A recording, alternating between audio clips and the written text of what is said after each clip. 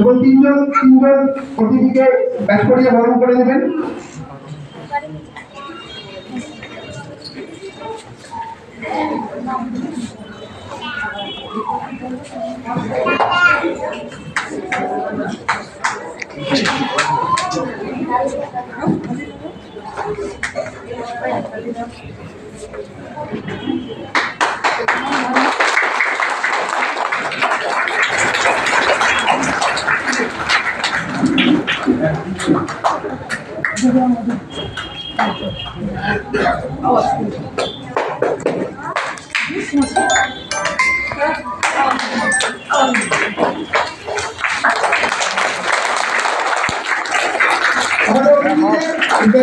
আমি একটু বিস্তারিত আলোচনা করি। আমাদের মধ্যে উপস্থিত রয়েছেন শ্রী জয়গোপাল ভৌমিক।